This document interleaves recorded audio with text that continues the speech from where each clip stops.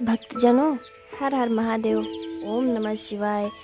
विष्णु जलंधर युद्ध का कथा 17वां अध्याय शिव महापुराण भाषा पंचम युद्ध का। सनत कुमार जी बोले, अब दैत्यों के तीक्ष्ण प्रहारों से विविध कर देवता इधर उधर भागने लगे। प्रबल दैत्यों के आगे उनका कुछ वश न चलता था। तब इंद्रादिकों को इस प्रकार भयभीत हुआ देख गरुड़ पर चढ़े भगवान युद्ध में आगे बढ़े। उन्होंने अपना सारंग नामक धनुष उठाकर बड़े जोर की टंकार की। त्रैलोकी शब्दित हो गई। पल मात्र में भगवान ने हजारों दैत्यों का सिर काट गिराया। गरुड़ के पंखों से अलग ही दैत्य बादलों के समान मंडरा रहे थे। यह देख जलंधर के क्रोध की सीमा ना रही। वो अपने होंठ फड़फड़ाता भगवान से युद्ध करने आया। उसके महानाद से कान फट जाते थे। जलंधर के उस महाभयंकर शब्द से सारा जगत कांपने लगा। फिर तो विष्णु और जलंधर का महासंग्राम हुआ। बाणों से आकाश भर गया। लोग आश्चर्य करने लगे। विष्णु जी ने अपने बाणों के वेग से उस दैत्य की ध्वजा, छत्र और धनुष एक बाण से उसकी छाती में प्रहार किया। इससे कथित हो उसने अपनी प्रचंड गदा उठा उसके मस्तक पर दे मारी। गरुड़ पृथ्वी पर गिर पड़ा। साथ ही क्रोध से उस दैत्य के होठ का फड़फड़ाते हुए विष्णु जी की छाती में भी एक तीक्ष्ण बाण मारा। उसके उत्तर में विष्णु जी ने उसकी गदा काट दी और अपने सारंग धनुष पर बाण चढ़ाकर उसको बींधना प्रारंभ किया। जलंधर भी इस पर अपने पैने बाण बरसाने लगा। दोनों एक दूसरे के बाण को तिल तिल कर काटने लगे। एक दूसरे की छाती पर तीक्ष्ण प्रहार करते और घोर सिंहनाद करते एक दूसरे को मार डालने की चेष्टा से क्रोध से कंपित हो जाते। उसी समय जलंधर ने विष्णु जी को कई पैने बाण मारकर वैष्णव धनुष को काट दिया। धनुष के कट जाने से भगवान ने गदा ग्रहण कर ली और शीघ्र ही जलंधर को तान कर मार दी। परंतु उस अग्निमत अमोद गदा की मार से भी वो दैत्य कुछ भी चलायमान ना हुआ और मदोन्मत्त हाथी के समान उसे फूल की माला के समान जाना। साथ ही उस युद्ध दुर्गम में अत्यंत ही क्रुद्ध होकर एक अग्निमुख त्रिशूल उठाकर विष्णु जी पर छोड़ दिया। विष्णु जी ने शिव जी के चरणों का स्मरण कर नंदक नामक खड़ग से जलंधर को मारा। जलंधर ने झट विष्णु जी की छाती पर एक जोर की मुष्टिका मारा। उसके उत्तर में भगवान ने भी उसकी छाती पर अपने मुष्टिका का प्रहार किया। फिर दोनों घुटने टेक कर बाहुओं और मुष्टिकों से बाहु युद्ध करने लगे। कितनी ही देर तक भगवान उस जलंधर से युद्ध करते रहे। इससे उनको बड़ा आश्चर्य हुआ।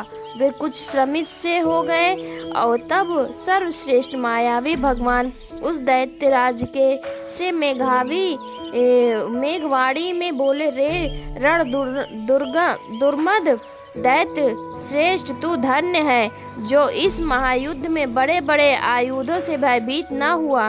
तेरे इस युद्ध से मैं बड़ा प्रसन्न हूँ। मैंने चराचर त्रिलोकी में तेरे समान योद्धा नहीं देखा। तू जो चाहे वर मांग, मैं अदेय वस्तु भी आज तुझे दे दूंगा। मायावी विष्णु की ऐसी वाणी सुनकर जलंधर ने कहा, हे भावुक, यदि तुम मुझ पर प्रसन्न हो तो वर दो कि आप मेरे बहन के साथ तथा अपने सारे कुटुंबियों सहित मेरे घर पर निवास करें।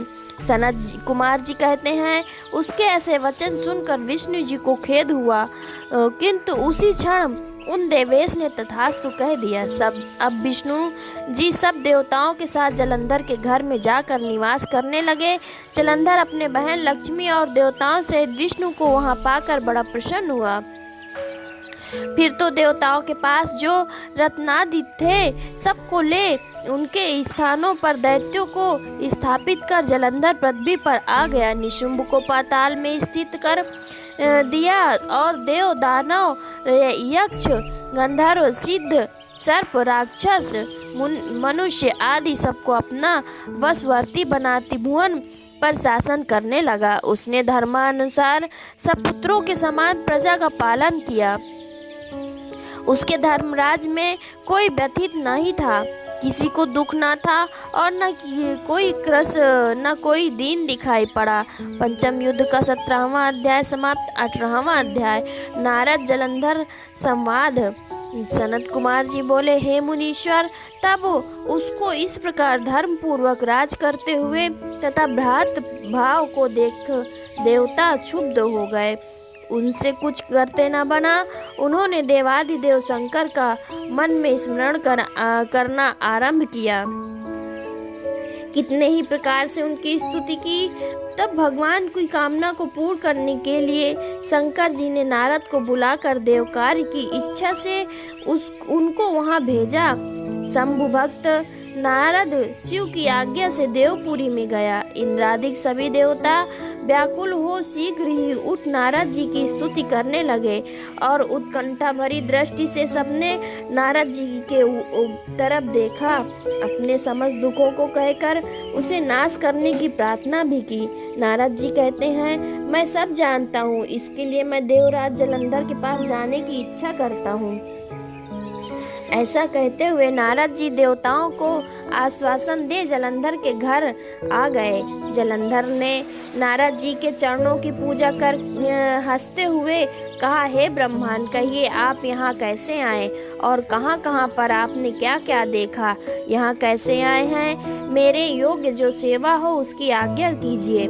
जलंधर के इस प्रकार के उस वचन को सुनकर नारद जी प्रसन्न होकर बोले, हे दानवराज महाबुद्धिमान जलंधर, तुम धन्य हो, क्योंकि इस समय सब लोगों के रत्नों को भोगता एक तुम ही हो। हे देवश्रेष्ठ, अब आप मेरे आगमन का कारण सुनिए, जिसलिए मैं यहाँ आया हूँ। हे दैत्यराज, मैं स्वेच्छया कैलाश पर्वत पर गया, जहाँ 10,000 योजनों में कल्प वृक्ष का वन है। वहाँ मैंने सैकड़ों कामधेनुओं को विचरते हुए देखा है तथा ये भी देखा कि वो चिंतामणि से प्रकाशित परम दिव्य अद्भुत और सब कुछ स्वर्णमय है। मैंने वहाँ पार्वती के साथ स्थित शंकर जी को भी देखा है, जो सर्वांग सुंदर गौरवर्ण त्रिनेत्र और मस्तक पर चंद्रमा धारण किए हुए हैं।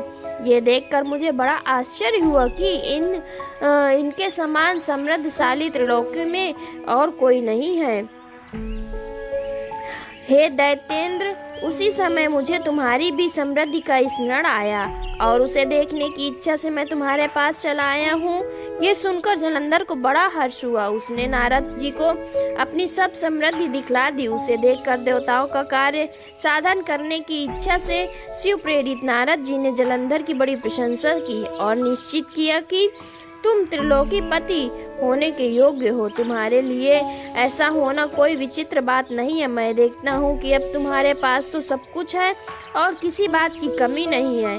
ऐरावत तुम्हारे पास है, उच्चैश्रवा घोड़ा तुम्हारे पास है, कल्प वृक्ष और कुबेर की निधि तुम्हारे घर में है, मड़ियाँ और रत्न भी के ढेर लगे हुए हैं। ब्रह्मा जी का हंस युक्त विमान भी तुम ले आए हो। ध्रुलोक, पाताल और पृथ्वी पर जितने भी रत्न हैं सब तुम्हारे ही तो हैं। मैं तुम्हारे इस प्रकार के सब रत्नादि ऐश्वर्य को देखकर बड़ा प्रसन्न हूँ, परंतु तुम्हारे पास कोई स्त्री रत्न नहीं है, जिसके बिना तुम्हारा ये सब फीका है। तुम किसी स्त्री रत्न को ग्रहण करो। सनत कुमार जी कहते हैं, नारद जी के इस प्रकार के वचन सुनकर दैत्यराज काम से व्याकुल हो गया। उसने नारद को प्रणाम कर पूछा कि ऐसी स्त्री कहाँ मिलेगी जो सब रत्नों में श्रेष्ठ हो। यदि ऐसी जाया रत्न कहीं मिले तो आपकी आज्ञा से मैं उसे अवश्य लाऊंगा। नारद जी कहते हैं, ऐसा रत्न तो कैलाश पर्वत पर योगी शंकर जी के पास ही है। उनकी सर्वांग सुंदरी पत्नी देवी पार्वती बहुत ही मनोहर है, बहुत ही सुंदर है, बहुत ही कांतिवान है। मैं उनके समान ऐसी सुंदरी कहीं नहीं देखा। मेरे विचार से ऐसी जाया रत्न तो शिव के पास ही है। उनसे बढ़कर समृद्धिमान कोई नहीं। उनके उस रत्न की उपमा तीनों लोक में नहीं कही जा सकती। तभी तो परम विरक्त आत्मा राम शंकर जी भी उनके वश में हो गए। देवर्षि उस दैत्य से ऐसा कहकर देव कार्य की इच्छा से आकाश मार्ग से चले गए। पंचम युद्ध खंड का 18वां अध्याय समाप्त। 19वां अध्याय।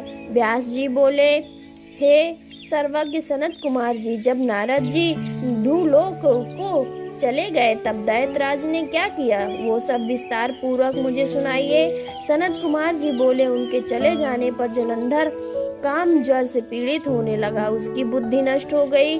उसने अपने सहिके नामक दूत को बुलाकर कैलाश पर जाने की आज्ञा दी और कहा कि वहाँ एक जटाधारी शंभु नामक योगी रहता है, उससे मेरा पराक्रम और सब ऐश्वर्य कहकर उसकी सर्वांग सुंदरी भार्या को मेरे पास ले आना।